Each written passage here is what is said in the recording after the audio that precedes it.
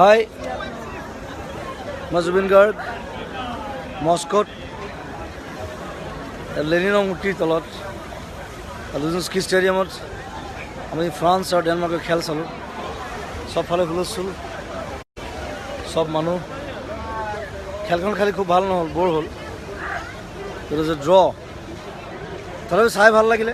Football চাই ভাল লাগে আৰু আন্তঃৰাষ্ট্ৰীয় খেল চাইটো আৰু ভাল লাগে। চ' দিছ ইজ দ্য ষ্টেডিয়াম, সকলোকে দেখুৱাইছোঁ। আই এম হিয়াৰ। আমি জাষ্ট খেল চাই ওলাইছোঁ। এইটো লেনিনৰ মূৰ্তি, বিখ্যাত, বৰ ধুনীয়া মূৰ্তি। আৰু চব মানুহ এতিয়া লাহে লাহে যাবলৈ ওলাইছে খেল চাই পেলাই। আমি এতিয়া আকৌ ৰেড স্কুৱেৰ যাম, তাত অলপ ফূৰ্তি কৰিম, ঘূৰিম। বৰ ধুনীয়া জেগা। এইবিলাক চব মানুহ বিজি হৈ আছে বিভিন্ন জেগাত। আৰু মোৰ লগৰ কেইজন সিফালে আছে, মই ঘূৰি ফুৰিছোঁ। ফুটবলক লৈ বহুত আশা আছে। অসমৰ ল'ৰাই বহুত ভাল ফুটবল খেলে, সেইটোৱে বিচাৰোঁ।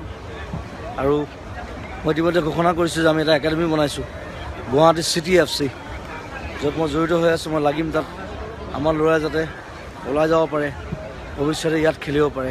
ৰাছিয়াত নহয়, আমেৰিকাত নহয়, ইউৰোপত নহয়, চব জেগাত আমাৰ ল'ৰাই খেলিব লাগিব। চ' কিপ দ্য স্পিৰিট।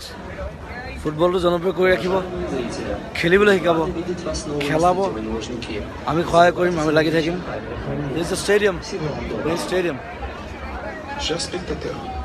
সকলোকে মৰম জনাইছোঁ। আৰু 3-4 দিনমান থাকিম ইয়াত। সঁচাকৈ অসমলৈ আহি আছোঁ, আহি লগ পাম। Thank you, love U.